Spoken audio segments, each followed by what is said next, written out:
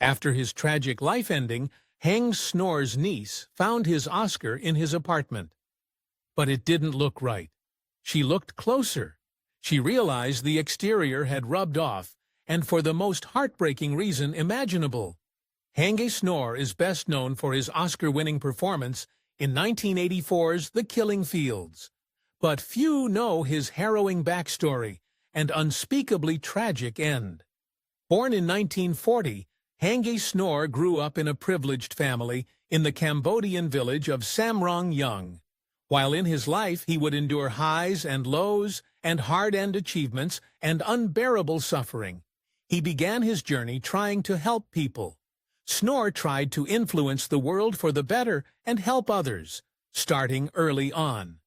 Training in the medical field, he eventually specialized as both a gynecologist and obstetrician. Although he would stay in this line of work, fate had a cruel twist in store for him. As he furthered his career, Snor didn't limit his medical expertise to the general public. He later joined as a soldier in the Cambodian military, specifically as a medical officer. Even before this, though, he met someone very special. For all the pain he would go through, Snor found happiness early on in his life. While in medical school, he met Chiang Mai-hui, and it wasn't long before the two married. Sadly, before long, something threatened the happiness they shared. As tensions rose in Cambodia, society overturned as a prominent army of dissidents seized power. In 1975, the Communist Party of Kampuchea, also known as the Khmer Rouge, took the country by force after a brutal civil conflict. During their atrocities, one of their strictest ideals spelled trouble for Snor. The Khmer Rouge opposed several types of people, including most professionals and intellectuals. This anti-intellectualism led to many executions. So being a medical practitioner, Snor had no choice but to hide his career, even the fact that he wore glasses. This didn't keep his wife and him safe, however. When the Khmer Rouge took over, their drastic measures were swift. The regime enacted its Year Zero plan to erase all of Cambodia's culture and customs in place of brand-new approved ones. Part of this was expelling millions from their homes, including Snor and his wife, but they didn't stop at banishing them. Along with the millions that the Khmer Rouge had deemed enemies, Snor and his wife found their suffering only getting worse. After being removed from their home, the Khmer Rouge placed the two in a concentration camp, along with several members of Snor's family. During this, he kept up his facade. Even while imprisoned, Snor and his family were in danger of his captors finding out he was a physician. This never happened, as even though they interrogated him 3 times, he never revealed his true career and maintained a facade that he was an uneducated taxi driver. His will didn't waver, and he held on to something. Amid this misery, Snor and his then-pregnant wife hung on to each other. They had no idea what would happen. However, Snor promised his wife that he would not tell the world about what was happening there. As their imprisonment went on, it was one crisis after another. While incarcerated, Snor and his wife met an inevitable predicament. Chiang Mai-hui went into labor, and adding to the list of horrors and injustice, the birth came with several complications. She and Snor faced a cruelly impossible situation. When Chiang Mai-hui's labor encountered complications, Snor had the skill and education to help, but could not. His wife knew that if Snor saved her, it would out him as a doctor and lead to the execution of them all. In the end, she and their unborn child tragically ended their life. Although Snor was devastated, he survived. Obtivated by his promise and indomitable will, Snor survived for years in the Khmer Rouge's camp. Although he couldn't be outright with his education, it did keep him alive. Denied any proper food, he sustained himself on the unthinkable all kinds of insects and arachnids. This wouldn't last forever, but before it ended, countless people suffered.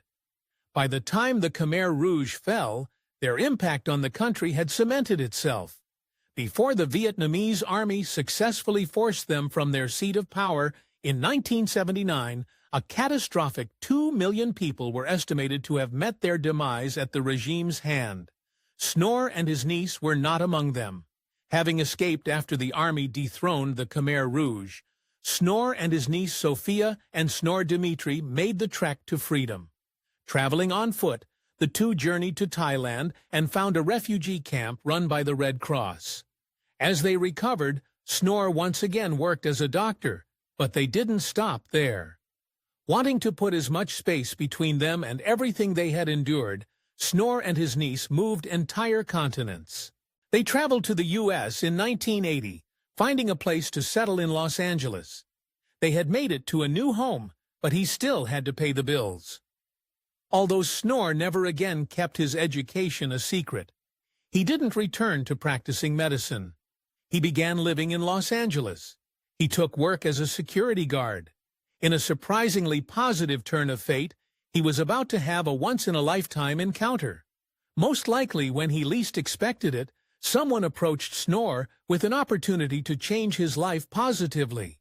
While at a wedding, casting director Pat Golden approached Snor with an offer to audition for a film about the genocide in Cambodia.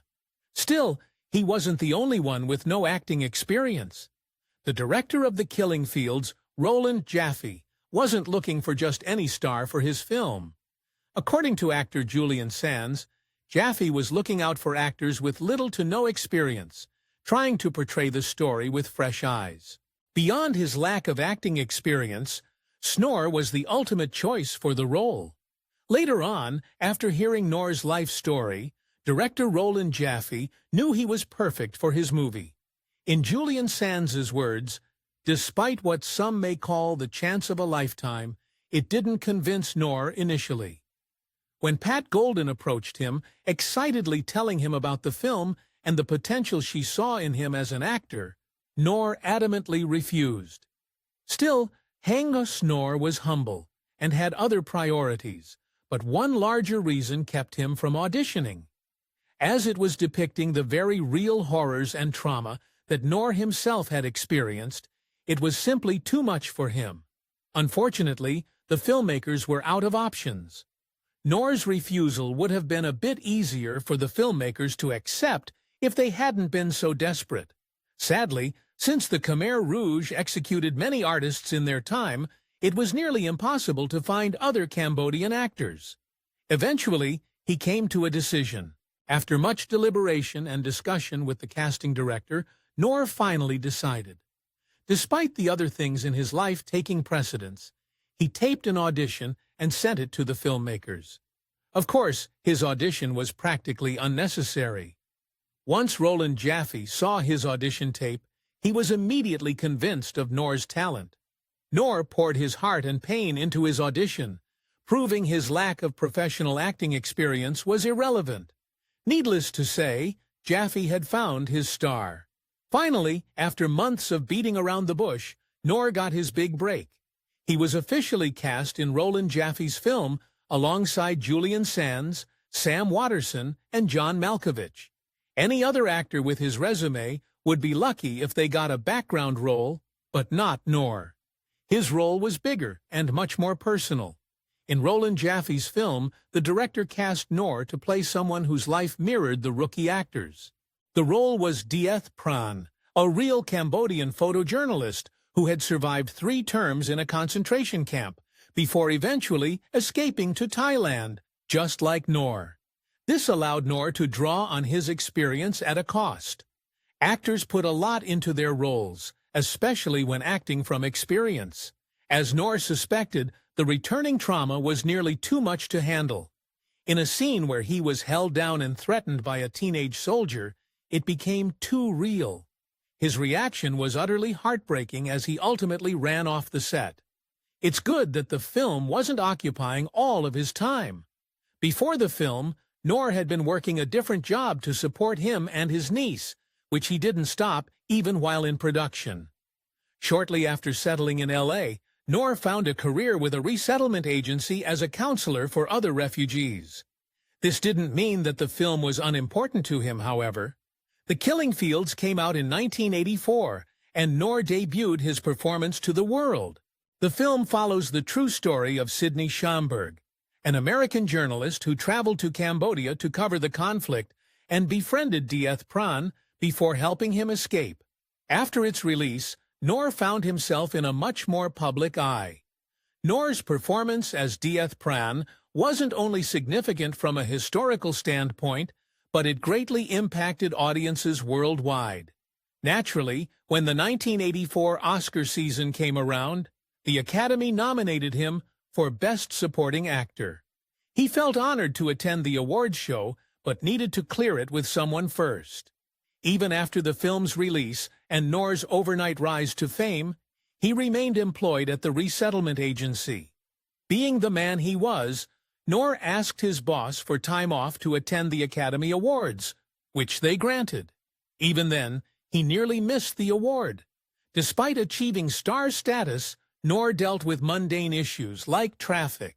On the way to the Oscars, he and his niece experienced the unfortunate combination of being late and stuck in traffic. Thankfully, they arrived at the show just as they announced him as the winner. While it was already a great achievement, it held even more significance. Most amateur actors dream of getting an award for their work, but beyond that, Snor achieved something more. He was the first actor of Asian heritage to win Best Supporting Actor. The award gave him another accolade. As an actor with zero previous work, Snor found himself in a dream situation. Along with receiving an award that commemorated his amazing performance, he had the privilege of being one of 2 amateur actors in history to win an Oscar, along with Harold Russell. Of course, the film didn't only do well at the Academy Awards. As award season continued, the trophies just kept coming Snor's way. Beyond the Oscars, he also won Best Supporting Actor at the Golden Globes. Additionally, he received 2 BAFTAs, one of which was Most Promising Newcomer to Leading Film Roles. He enjoyed these honors, but they weren't the purpose of his performance. Although many would naturally enjoy all the fame, Snor had a deeper purpose in mind for the film. After its release, he stated that his reason had always been to show the world what had been happening in Cambodia. In the end, he fulfilled his promise to his wife. Snor admitted the film had some discrepancies. Nearly every biopic has some inaccuracies, as is natural when a true story is translated into film. In this film's case, Snor never said they embellished anything. On the contrary, his biggest critique was that the film was actually too tame compared to the true events. While he was receiving these awards, he still had bills to pay. Rather than launching into a glamorous career and show business, Snor was content with what he had already been doing. As the award season went on, he happily returned to working as a counselor. Thankfully, he was able to make a more significant change. Having been imprisoned within his own country and driven away afterward, Snor was able to start a new life in America. It was obviously challenging, but it became much easier when he was granted U.S. citizenship in 1986. Little did he know, his life in America would one day take a horrifyingly dark turn. Whether or not the film depicted the true severity of Cambodia, Snor had his chance to talk about it.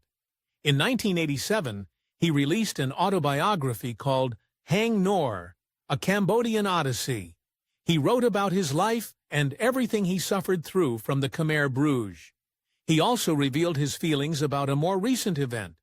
Snor didn't agree with the Academy's choosing him for Best Supporting Actor. He had worked with John Malkovich, who received a nomination for a different movie, Places in the Heart. Snor wrote in his autobiography that he believed Malkovich should have won. Nevertheless, he had more in mind for show business. After the film, Snor would continue working on screen when he could. Appearing in both films and television, he mostly played characters in the middle of conflicts, or recovering from them. For all his success, Snor didn't keep it to himself. Snor had told the world about what was happening, but felt he hadn't done enough.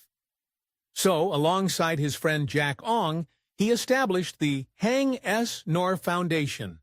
It had the most touching purpose to provide funds for Cambodian aid. As it happened, they were able to help out. Through his organization, Snor helped those who continued to struggle. They funded an elementary school, a sawmill, and other projects that brought jobs to the families who remained in Cambodia. Despite all his humanitarian efforts, he recognized how he got the opportunity to do it all. In fact, he used it to the cost's advantage. After winning his Oscar and being given a platform to speak, Snor cleverly used that fame to make people listen. He also had a unique strategy up his sleeve. Snor often brought his award to speaking events and passed it to anyone who wanted to hold it, using the spectacle of it all to keep people's interest. Even though he used it this way, he stated that the award didn't belong to him. Eventually, Snor's niece Sophia Snor Dimitri came into possession of his Oscar. This was more than a bequeathment, as Snor had reflected on the treacherous journey he and his niece had made, and he made it clear that the award was for her. Tragically, the violence Snor endured would once again rear its ugly head. Once again facing the cruel injustice of the world, Hange Snor passed in 1996. Outside of his home, he was held up by a salient and eventually shot, perishing that day. Snor smirked at the first actor in Snor's debut film to meet a grim end. Sadly, he wasn't the only one. For exclusive perks like early access to new videos, priority replies to your comments, and to have your say on future content, consider becoming a Factornate member. On top of that, your support helps keep the channel going. Click the link in the description for more details. 3 actors in the killing fields ultimately met their demise in particularly grievous ways, but Snor was the first. In the years since his passing, Spalding Gray ended his own life, and Julian Sands perished in a hiking accident. The cause of Snor's passing, however, was 3 individuals. After an investigation, law enforcement charged 3 young men with the attack that cost Snor's demise. Jason Chan, Indra Lim, and Tak Sun Tan were all members of the Los Angeles gang, the Oriental Lazy Boys. Even though they were young, this wasn't their first encounter with the law.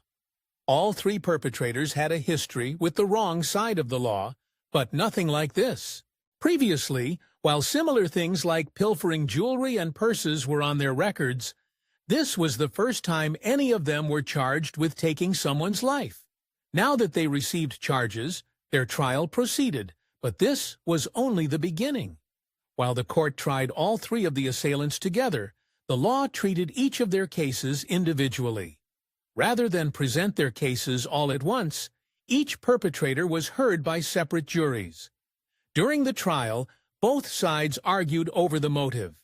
A leading theory was that a robbery had cost Snor's demise.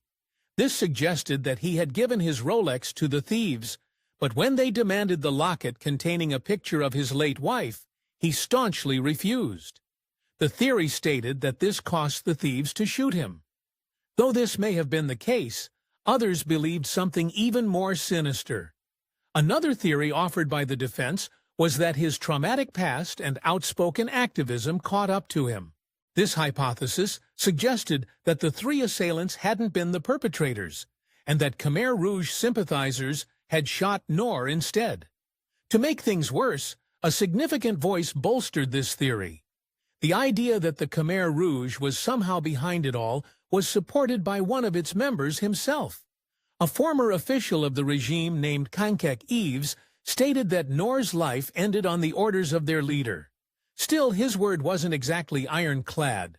Nobody truly took it seriously. Many often called him crazy. At the same time, a few details leaned away from a robbery gone wrong. A glaring detail contradicted the theory that it had simply been a botched robbery. He had barely anything stolen. The would-be thieves had not checked his pockets, leaving him with around $3,000 cash. They also hadn't stolen his Mercedes parked nearby. One specific piece of his belongings fueled an even more intriguing argument. The crux of the failed robbery theory was that Snor had refused to give his locket, which raised some questions. He usually wore the locket under his clothes, which wouldn't have been visible to the assailants. Even more curiously, the locket was never found. Nor's niece was certainly worried about the other prospect, Sophia Nor Dimitri, later reacted to the political hit theory. She stated that she had always been terrified it would happen, because those involved in the Khmer Rouge were still around. Nor remained outspoken, and Dimitri knew it was unsafe. Despite all the theories, the trial of the 3 gang members eventually came to a close. 2 years after Nor's passing in 1998, the 3 alleged thieves received their verdict. All 3 were found guilty, and in an eerie coincidence, it was the same day that the demise of the Khmer Rouge's leader, Pol Pot, was confirmed. At the end of it all, the courts gave the 3 perpetrators their respective sentences. They gave Jason Chan a life sentence without parole. Sandra Lim received a sentence of 26 years to life, and Tak Sin Tan was sentenced to 56 years to life, whether the motive was truly a robbery. On that note, Nor's niece felt satisfied with the results. Although she had worried about her uncle's safety and life, Dimitri was able to find closure in the verdict. She would later tell Jack Ong that despite the arguments against it, she took the original conviction from the trial as fact. Despite the court's ruling, one of the assailants tried to get out of it. 6 years after he was found guilty, Tak Sin Tan petitioned for habeas corpus, meaning that he was arguing for his own unlawful imprisonment. Surprisingly, the law granted this, as it was found that the prosecutors had provided false evidence to sway the jury. It still didn't go as he wanted.